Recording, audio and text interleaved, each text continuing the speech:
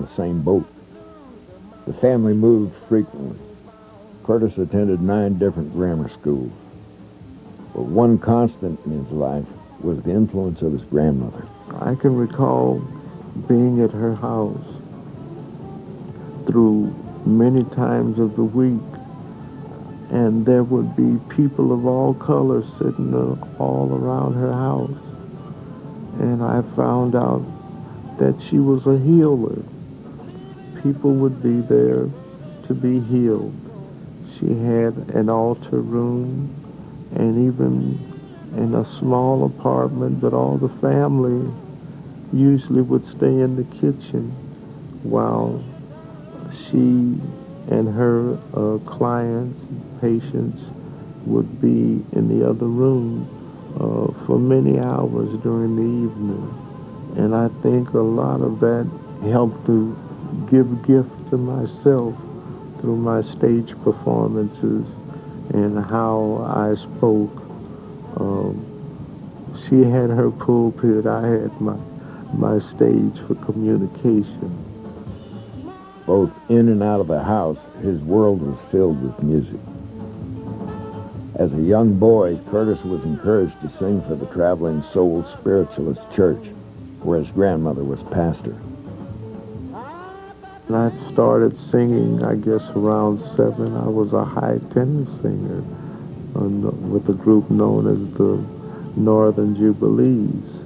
Jerry Butler was one of us during those earlier times. Curtis had a group of cousins who formed the Northern Jubilee Gospel Singers, and it was a quartet, actually. Curtis was the little guy that always wanted to be part of it, that we kept shooing away. Chicago was a hotbed of great music in the years after World War II. Jazz and blues moved up the Mississippi River and settled over the city. Among Curtis's favorite groups were the 5 Blind Boys of Alabama and Sam Cooke's Soul Stirrers. Then one of Curtis's cousins came home with something that would change his life: a guitar.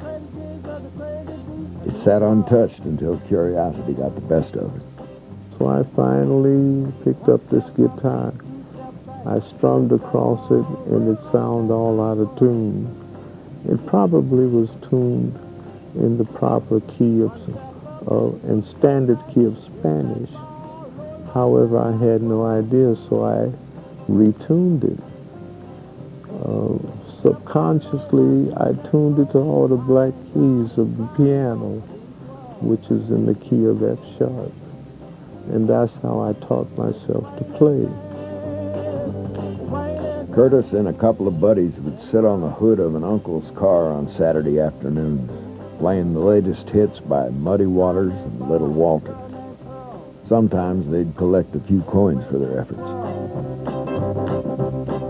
Curtis's family began to lead a more settled existence after his mother moved them into the Cabrini Green housing project on the north side of Chicago. Here he renewed his friendship with his pal from the Jubilee Singers, Jerry Butler. They were playing separate bands, but Curtis's dreams became entwined with Jerry's, and Jerry had big dreams. As a teenager, Curtis cared a lot more for his music than he did for his schoolwork. He had a little group when he was 12, 13 years old. They called themselves the Alphatones, and they used to practice in the kitchen. Getting on my nerves. Oh, they used to get on my nerves so much. His pal, Jerry Butler, was playing with a group called the Roosters. There were 4 of them: Arthur Brooks, Sam Gooden, Butler, and Richard Brooks. But Jerry felt they needed someone with stronger musical skills. I told Curtis, he said, well, you know, my group sounds wonderful. I like what we're doing. I said, but Curtis, they're all kids. They're all younger than you. These guys that I'm talking about are men. You know, I mean, we're going to do it. Curtis joined the Roosters soon afterwards. So we ran around for about 6 months as the Roosters, and it was detrimental. After hearing, cock-a-doodle-doo, a couple of times we decided that this name would not play in the big city. We want to make some kind of impression. And there it hit. We became the Impressions. Curtis didn't know it yet, but before he was 17, the Impressions would be a top 10 group. I love you, gypsy woman.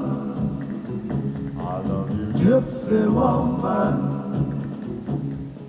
Prettier than all the world. And I'm so proud, I'm so proud. Curtis was just 16 when the Impressions landed an audition with Chicago's Chess Records, home to such greats as Muddy Waters and Chuck Berry. We had an appointment for Chess Records, but it was on a Saturday morning, and that night we had a big snowstorm. I mean, snow was like up to your neck, and we had to park out in the street somewhere and wade through the snow with an amplifier and an old guitar. When we got to the door, no one was there, I don't think. So we never got in there. We just happened to look across the street, and there was VJ Records on the other side. Well, we didn't even go to the corner. We just waded back through the snow, across the street, and we rang the bell, and down comes a young man by the name of Kelvin Carter, who happened to have been the A&R man. He allowed us to sing right there in the hallway, and our song was For Your Precious Love. Well, when we sang this song for him, Kelvin flipped. He loved it. 4 days later, the Impressions were signed with VJ Records and in the studio recording For Your Precious Love, a haunting, church-like love song that drew its power from Butler's rich baritone voice. For Your Precious Love hit the top 10, but VJ billed the group as Jerry Butler and the Impressions, causing tension among the others. Naturally, there was a lot of dissension in the group. And so after they explained what happened, we jumped up and down and hooped and hollered, and we wanted to change to just the Impressions. And they said, yeah, we'll do it on the next pressing. Well, the next pressing never came. Jerry Butler left the group soon afterwards to begin a solo career. The Impressions had to figure out how to carry on. They recruited Fred Cash, another of the original Roosters, but they still had no frontman. Curtis stepped forward. Not everyone was sure he was up to the job. The first Impressions single with Curtis's lead singer flopped, and VJ dropped the band in 1959. Curtis Mayfield's recording career seemed to be over. He was 17 years old.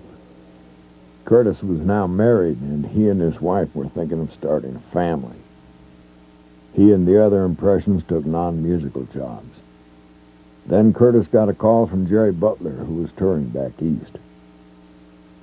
I called Curtis and I said, look, I'm out here. I need someone to help me with getting these bands in shape and doing whatever. And he said, well, I will come, but I don't have an amplifier. And so I purchased an amp for him, sent him a ticket. He came. And for about maybe 2.5 years, he and I toured together, writing songs. Jerry's career changed dramatically when he and Curtis co-wrote He Will Break Your Heart. Written in the style of the Drifters, it became a top 10 smash.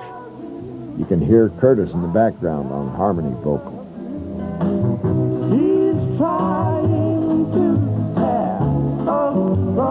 Finally, Curtis made his move.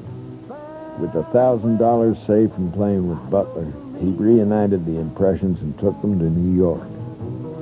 They landed a contract with ABC Paramount Records, home of such stars as Ray Charles and Paul Anka.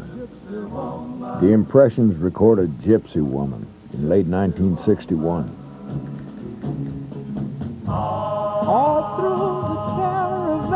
It broke into the top 20 and returned the Impressions to the big time. Curtis was about to begin a period of amazing creativity, but not all the impressions shared his enthusiasm. The Brooks brothers were more interested in traditional rhythm and blues than in the new soul music Curtis was inventing. They left the group in 1963. Scaling down to a trio allowed for more vocal interplay between Curtis, Fred Cash, and Sam Gooden. Curtis was now confident he could lead the Impressions to stardom. Say it's alright, it's alright. Say it's alright, it's alright, it's alright.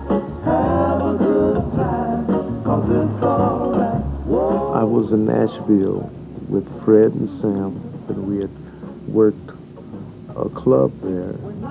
That particular night, for some reason, I'm running off at the mouth with the dreams and what the future could be for us. And I'm just talking, and Fred, he says, well, that's all right. And I talk some more, and Fred, yeah, that's all right.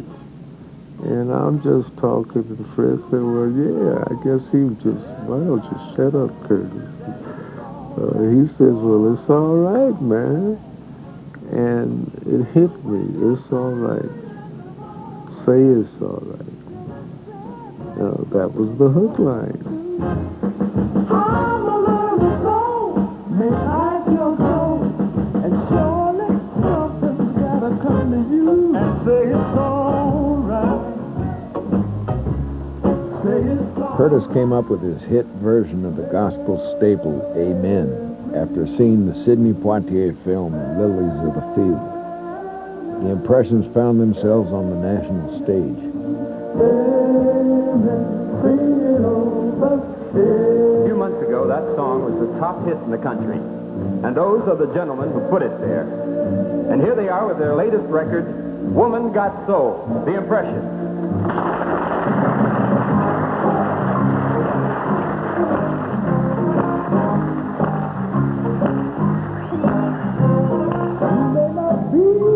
Best looking woman I ever did see.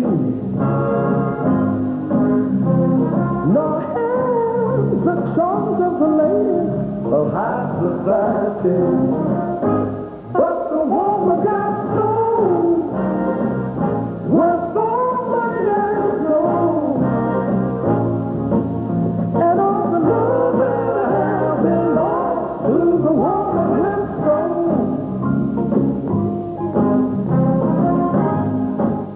Curtis took his new celebrity seriously.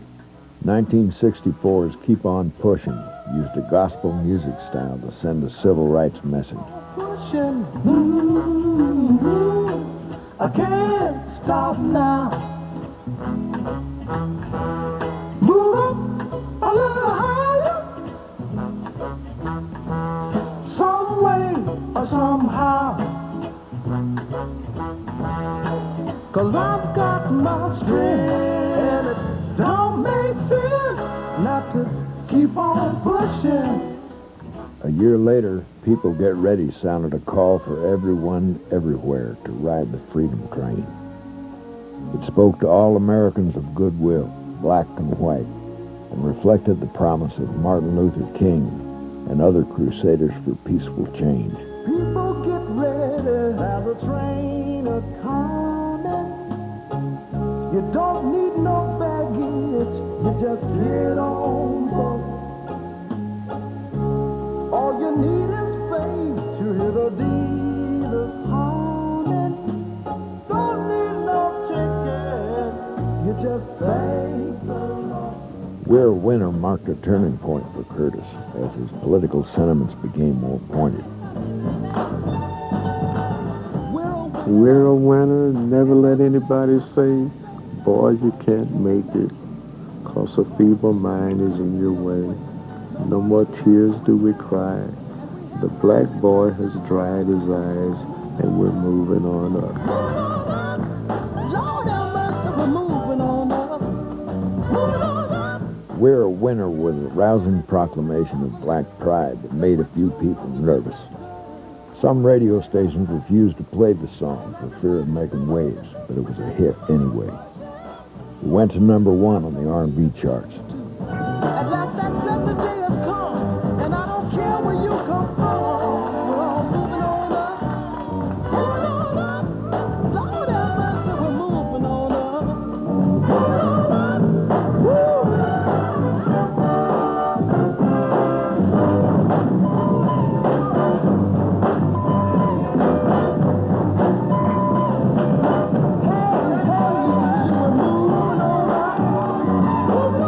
Black folks needed to hear that, and it helped, I suppose, in its own way with the struggle. At the same time, there was a lighter side to Curtis that showed in his work with other artists. As a writer and staff producer for OK Records, he was behind a number of hits, including The Monkey Time by Major Lance. I had a thing with my impressions. I wanted to do the right songs with them, but I could write any kind of song you need. Monkey Time was just a very exciting tune, and it was just a fun tune. I mean, we impressions, we couldn't even dance, you know.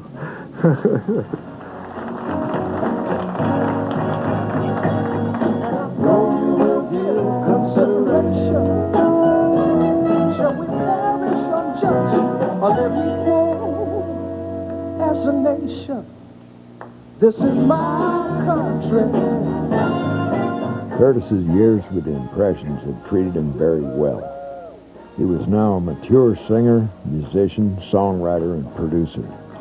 But he wasn't satisfied. Curtis wanted to do more than one group could handle. His days with the Impressions were coming to a close.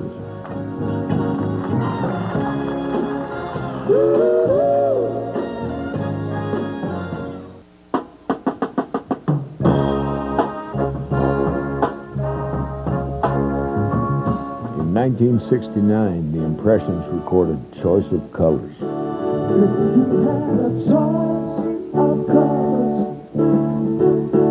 which one would you choose, my brother?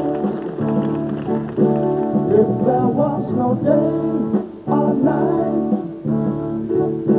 which would you prefer to be right? And how long have you hated your white teacher who told you love your black preacher? Can you respect your brother's woman friend? When you ask these questions, if you had a choice of colors, which one would you choose? Be blunt about what you're trying to say, straightforward, and give the audience you're speaking to the benefit of the doubt to have a mind. With just a little bit more education. With all his success as a writer, producer, and member of the Impressions, Curtis still had dreams to pursue. Now he wanted to own and run his own record company.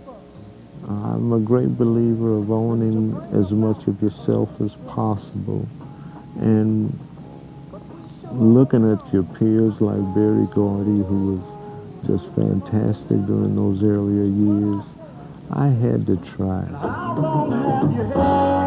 Curtis started Curtom Records, which he ran with Marv Hyman. The label had the Five Stair Steps and Billy Butler. But the most important act was the Impressions themselves, who recorded several hits on Curtom, including Choice of Colors and Check Out Your Mind.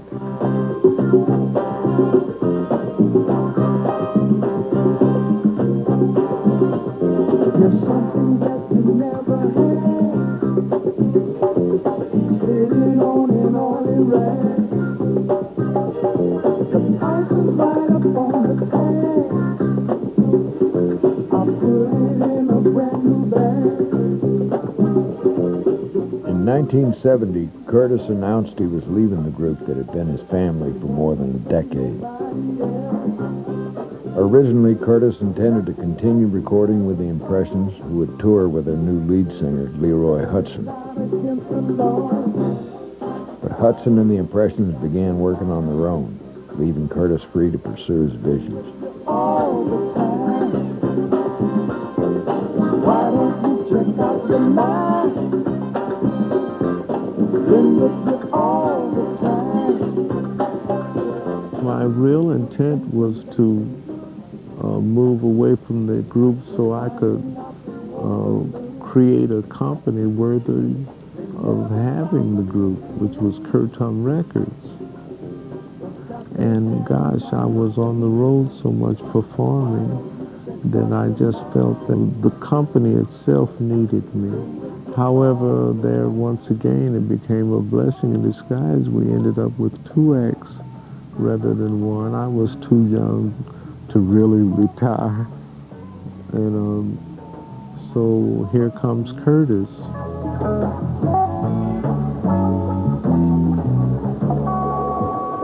We people who are darker than blue,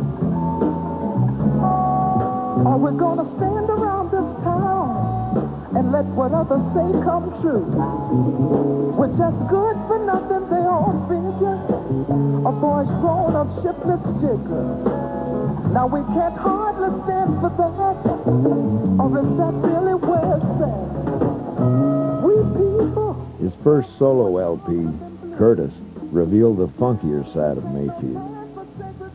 This was the heyday of Sly and the Family Stone, and Curtis showed he could grab a piece of that style.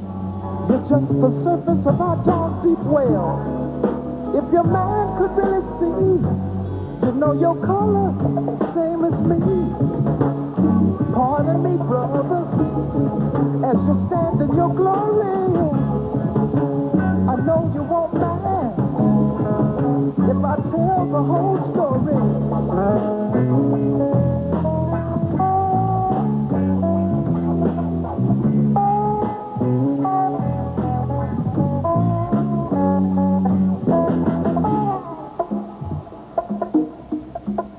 In Don't Worry, If There's a Hell Below, We're All Gonna Go, Curtis, the preacher, traded his usual mercy for fire and brimstone.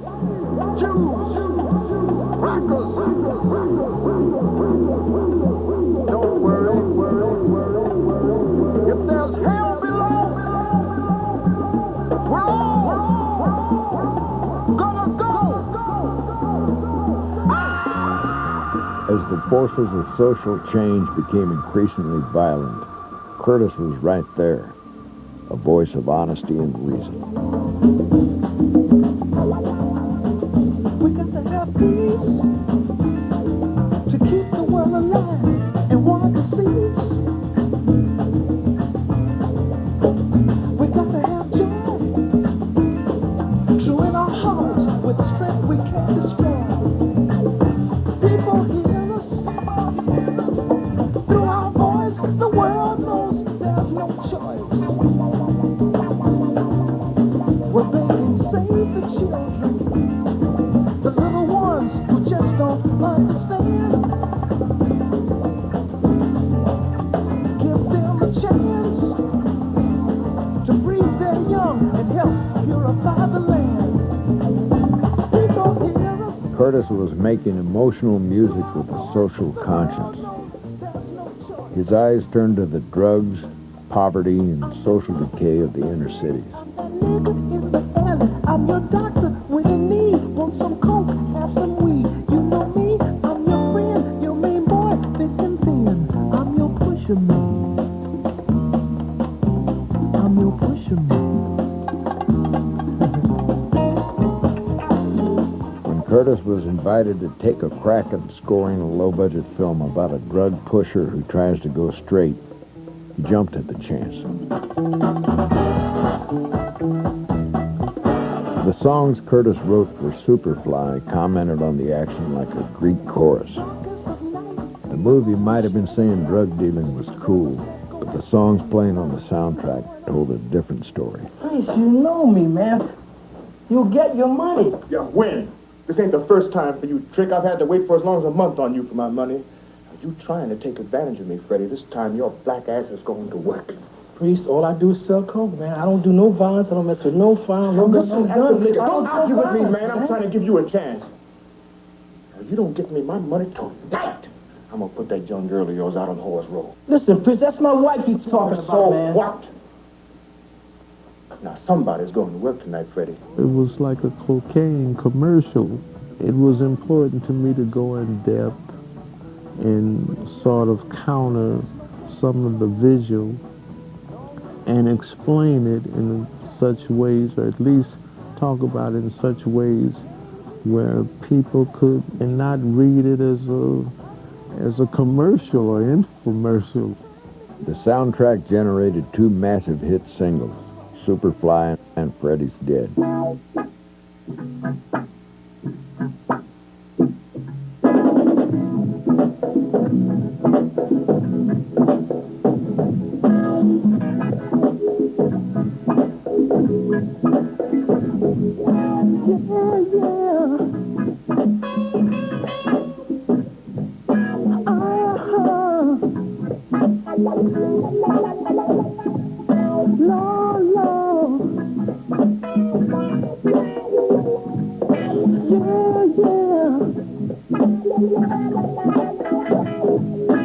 Freddy's dead. That's what I said. Let the man that the plan said he'd send him home, but his hope was a rope and he should have known. It's hard to understand. There was love in this man. I'm sure all would agree that his misery was his woman and things. Now Freddy's dead. That's what I said. 3 tracks from Superfly were nominated for Grammy Awards the following year. Another junkie plan, pushing dope for the man. Freddy's on the corner now. If you want to be a junkie, why? Remember, Freddy's dead.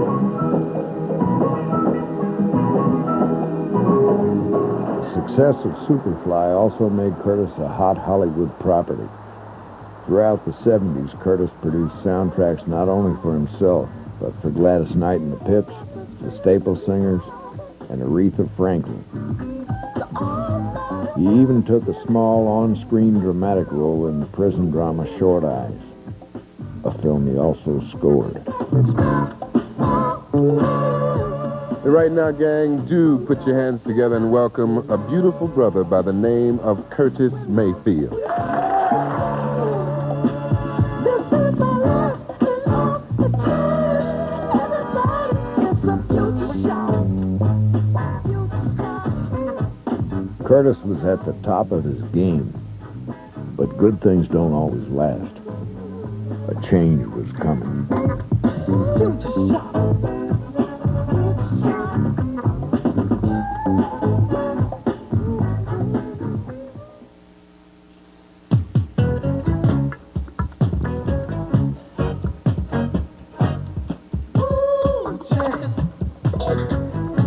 Despite his successful songwriting and producing for other artists, sales of Curtis's own albums dwindled in the second half of the 70s. For the first time, the man who set trends seemed to be behind the times, especially during the disco era.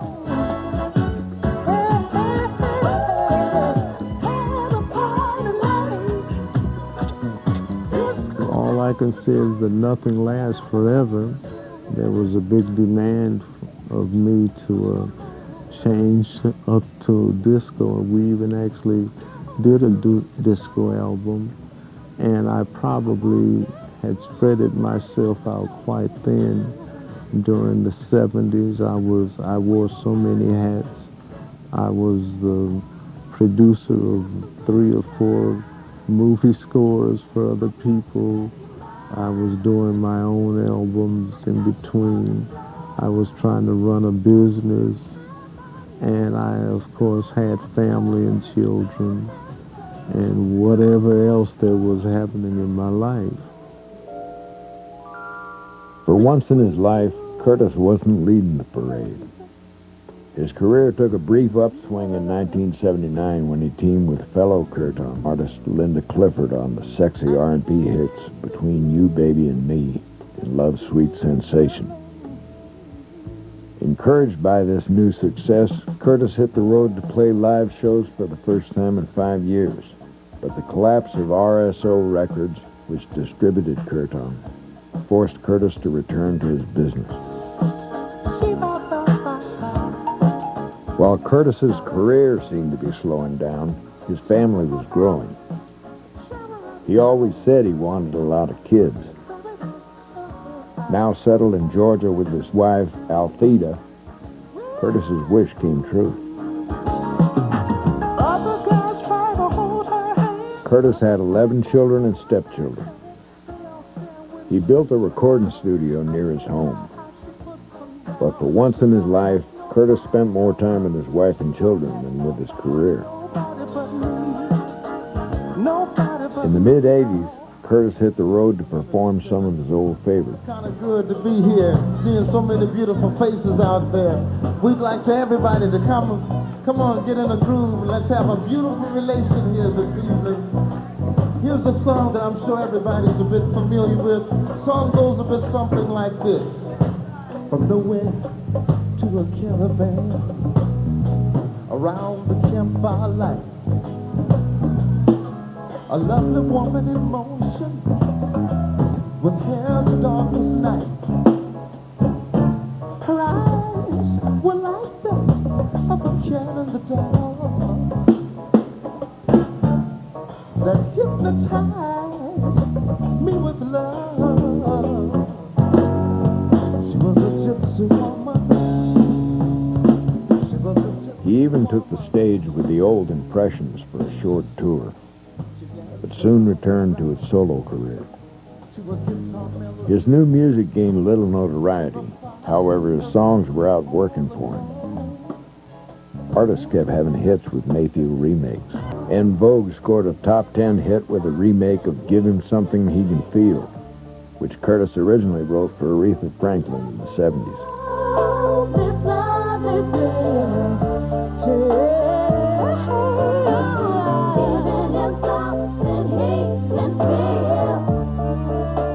Towards the end of the 80s, Curtis got involved in a couple of Hollywood films that revisited the blaxploitation era of Superfly. He worked with Fishbone on the soundtrack of 1988's I'm Gonna Get You, Sucker, an affectionate parody of the genre that starred old-timers Jim Brown and Isaac Hayes.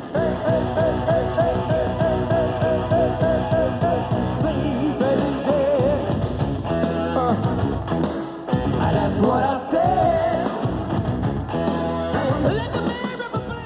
1990, the return of Superfly teamed Curtis with rap artist Ice-T. I was super fly high, breathing hard for a partner. I knew soon he would die. Then I saw Corey Superfly. Thought the world was all against me. I had to leave just to be free. Took some time to make my body clean. The 90s looked promising for Curtis. He released a new album, Take It to the Streets, in 1990, and played a series of concerts in places like New York City's Central Park. You got soul, and everybody knows that it's alright. Whoa, it's alright. When you wake up early in the morning, feeling sad like so many of us do. I'm a little soul, make life your goal. And sure that something's got to come to you, then you want to say it's alright. Tell me it's alright. It's alright. Have a good time, 'cause it's alright. Whoa, it's alright. Come on, everybody, clap your hands. Give yourself a chance. But his comeback, and nearly his life, would come to an end less than 1 month later. On August 13th, 1990, Curtis was on stage in Brooklyn, New York, preparing to play an outdoor concert. Strong winds shook loose the lighting rig above him. It fell on Curtis, breaking 3 of his vertebrae.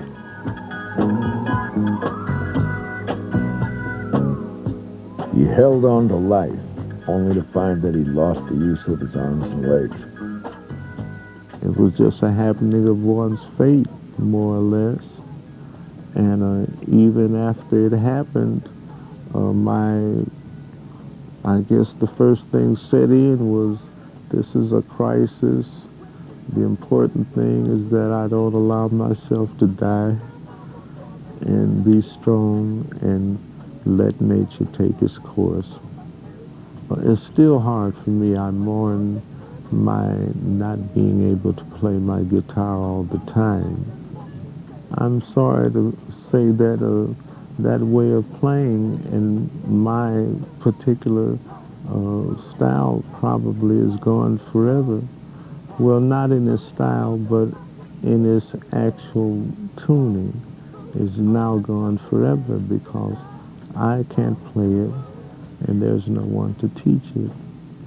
But there again, it was a gift. There's no need of crying over spilled milk. I've never asked why me, and it's not about dying. It's about living again, back to living again. I'm a survivor. Curtis Mayfield would be living again in a recording studio just 4 years later.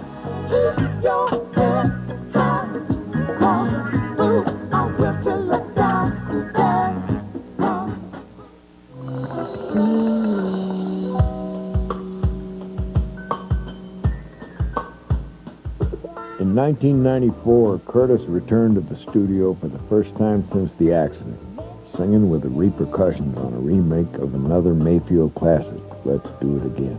I like you, lady, so fine with your pretty hair. If you don't mind my compliments, I'm just digging on the clothes you wear. I'm just a man now, don't you fear? The song was a perfect addition to one of two all-star tribute albums featuring covers by Curtis's friends and admirers. Throughout the 90s, Curtis has been praised for his legacy. He and the Impressions were inducted into the Rock and Roll Hall of Fame in 1991.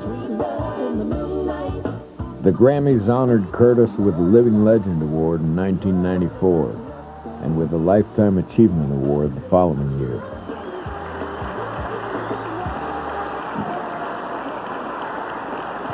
Thank you very much. In 1996, Curtis recorded his first album since being paralyzed. He called it New World Order. Singing from a reclined position to conserve his strength, Curtis's voice carried the same emotional power it had 20 years earlier. Now is always the right time, with something positive in your mind. There's always someone to pull you down. You just get back up and hold your ground. The last song on the album is called Oh So Beautiful. This is Curtis. It's a reminder that in spite of all the adversities in Curtis's life, his poor upbringing in the Chicago projects, the struggles and heartbreaks of the civil rights movement, and that near-fatal day in Brooklyn, Curtis Mayfield has always had the power to see what was best in the human spirit. When times were bad, his music held out the possibility that things could get better. A lot of what Curtis Mayfield dreamed about in his early songs has come true. And he's still dreaming. Well, it's hard for me to talk about being a legend. I mean, I'm just me. And I've always followed the idea of just humbling thyself. And if a legend means that a Curtis can be a legend, then anybody can be a legend.